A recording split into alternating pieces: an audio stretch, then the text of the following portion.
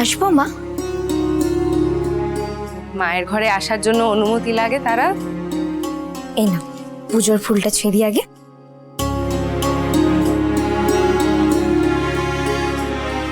এসো। মা, বলছি কি হয়েছে গো? মানে দাসীরা বললো বাড়িতে নাকি প্রবল ঝগড়া হয়েছে, মানে আমাকে নিয়ে কিছু কি? মায়ের তোমার মতন এক লক্ষ্মী মেয়েকে নিয়ে ঝগড়া হতে পারে কখনো? কিছুই না। আসলে জানোই তো, এই বাড়িতে কিছু মানুষ আছে যারা বারবার এই পরিবারের ক্ষতি করার চেষ্টা করে। তাদেরকেই চিহ্নিত করা হয়েছে আজ। তোমায় বলেছি না, তুমি এসব নিয়ে একদম দুশ্চিন্তা করবে না। মা, আজ যদি গেছো বাবার কৃপা না থাকতো তাহলে সেই সাংঘাতিক ঘটনা থেকে বাঁচতাম আমরা, বলো? তুমি এখন কারোর কোনো বিষয়ে রাগ রেখো না। ঈশ্বর আমাদের পাঠিয়েছেন, তিনিই আমাদের রক্ষা করবেন। দেহ দেহ মাইয়া কেমন মায়ের সাহস জুগাইতেছে, রাইজ রানীরে সাহস দিতেছে, ভাবা যায়? উফ, তামাশা করছো কেন? এদিকে এসো আগে, বাবার আশীর্বাদটা। দেখেছো দিদি, শুধু আর মাকে কি সাহস জোগাচ্ছে, জ্যাঠাই মাকেও আদেশ করতে শিখে গেছে মেয়ে। দেখতেছি। ভালো থাইকো মা, এমনই ভক্তিমতী থাইকো, তোমার সংসার ভর ভরন্ত হইব। উফ, আবার আমি বরং আসছি, হ্যাঁ? সবার মাথায় ফুলটা ছুঁয়ে আসছি। কি লজ্জা পাইছে, পলায় গেল। তুই যেমন পাইতি। আমাকে মাইয়া বড় সহজ সরল, মনটা নরম। মা ভবানীর কৃপায় হ্যাঁ যেন এমন ধারাই থায়। আমিও সেই চিন্তাই করি দিদি। কি জিজ্ঞেস করতে এসেছিল জানো? পেশার ঠাকুরপো আর আমার মধ্যে যে অশান্তি হলো, সে অশান্তি তাকে নিয়ে হয়েছে কিনা। এত বড় মহান কইছে কেউ না কেউ, তা আমি কই বুই ভালা হয়েছে।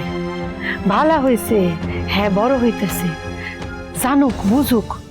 যত জানবো তত শিখবো। সংসারে তো ঢুকতেছে, শিক্ষা লইব। আমরা কি সারা জীবন হ্যার লগে থাকুম?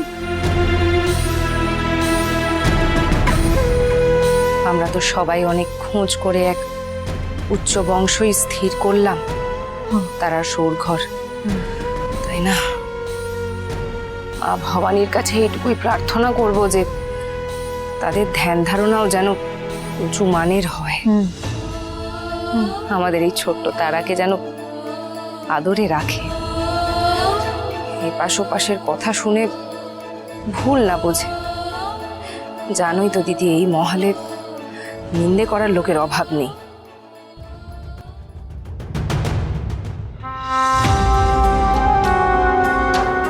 তোমার মুখে কি কিছুই আটকায় না? কিছুই আটকায় না? ওই আগরের মেয়ের সামনে সব হরর করে বলে দিতে হলো? বিশ্বাস করুন, আমি কিচ্ছু কই নাই। ওই রাজরানী চিত্রকারে ধইরা আনবো সে কথা আমি কি করে জানু? কুন্দ ঠিকই বলছে মা, ওকে কথা শুনিয়ে লাভ নেই। চিত্রকোনা নিয়ে আমি কি করব আমি তোকে জানাইনি। আমার মনে হয় বৌঠান অন্য কোনো সূত্রে খবরখানা পেয়েছে গুপ্তচরের কাছ থেকে। আমার মাথায় একখানা বুদ্ধ দিয়েছে। আমি বলছিলাম কি, মানে এই যে নবাবের কুদৃষ্টির কথা কানা, এইটা যদি আমরা তার আর শ্বশুর বাড়ির লোকেদের কানে তুলে দিই, আরে বাবা বুঝলে নে, তাহলেই তো কেল্লা পথে। হ হ, এই একখান ভালো বুদ্ধি। কথা কানা মন্দ বলিসনি পুলি, বিয়ে একবার হয়ে যেতে দিন, তারপর শ্বশুর বাড়ির লোকেদের কান একেবারে বিষিয়ে তুল। বাবা মশাই, অনেক কষ্টে আমি চিত্রখানা নবাবের হাতে পৌঁছে দিয়েছি। নবাবকে আমি তাতিয়ে তুলবই। আপনার কি মনে হয় ভবানী বৌঠান নবাবের বিরুদ্ধে গিয়ে রাজ্য শাসন সামলাবেন? তা কি হতে পারে? দেখো দেবীপ্রসাদ, সে তোমার যা ইচ্ছে হয় তুমি করতে পারো, শুধু কোনো প্রকারের হঠকারিতা করো না। আগে বিবাহটা সম্পন্ন হতে দাও। বিবাহের পরে তাকে ঘর জামাই করবে, তাকে রাজা বানাবে। না না না না, দেবীপ্রসাদ, এ এক ঐতিহাসিক ভুল হতে চলেছে। আর এটা যে এক ঐতিহাসিক ভুল সেটা আমাদের প্রমাণ করতেই হবে, করতেই হবে।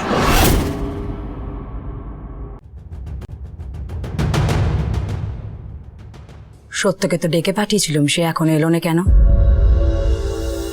মা আপনি বলুন না, জরুরি কোনো কথা থাকলে বলুন। জরুরি কথা তো আছে, কিন্তু সত্য আগে আসুক, তারপর কইছি। দয়ারাম দাদা একটি বার। আমি দেখছি রাজমাতা।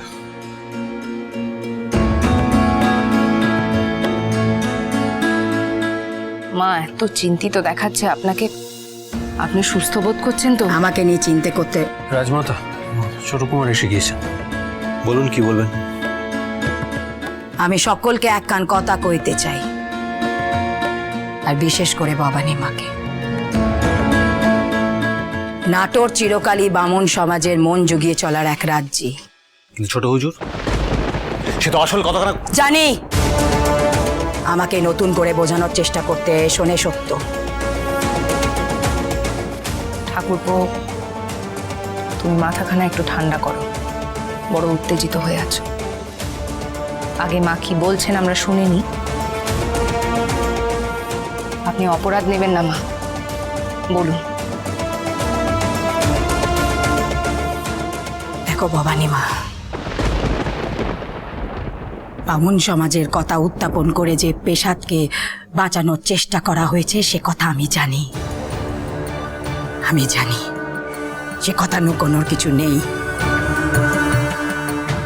কিন্তু একটা কথা আমি কইতে চাই, বামুন সমাজকে চটিয়ে আমরা এগোতে পারবো না। ইতিহাস তার সাক্ষী আছে। মা, আমি এই বিষয়ে বড় চিন্তায় আছি। সত্যি সত্যি ব্রাহ্মণরা এসে যদি দেবী জয় দুর্গার পুজো চান, আর তাছাড়া তারা সৌর ঘরেও সবাই জানেন যে নাটোরের আরাধ্যা দেবী দেবী জয় দুর্গা, তখন কি করব বলুন তো? তারা তারা আমাদের ভুল বুঝবেন না তো? আমি বলি কি রাজরানী, আমরা যদি এখনই ব্রাহ্মণদের সবার সম্মুখে না নিয়ে আসি, তবে কি বিশেষ কোনো ক্ষতি হবে? দয়ারাম দাদা, সে আপৎকালীন ব্যবস্থা হলেও ভবিষ্যতে ব্যাপারখানা এক বিরাট আকার ধারণ করতে পারে আমার চিন্তা। তাহলে এখন আমাদের কি করণীয় বউটা?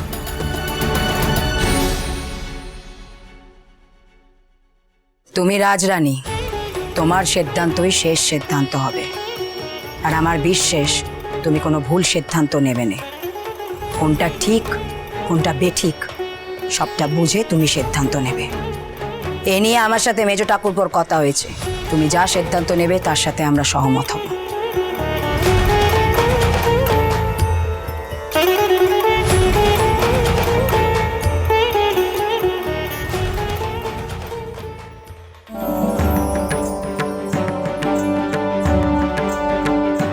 আসতেছেন কি শুধু আশীর্বাদ করতে? মেয়েকে বাজিয়ে দেখতেও আসতেছেন। চারদিকে কি এমনি এমনি সাজো সাজো রব? কি ব্যাপার, এত হাসি ঠাট্টা কিসের?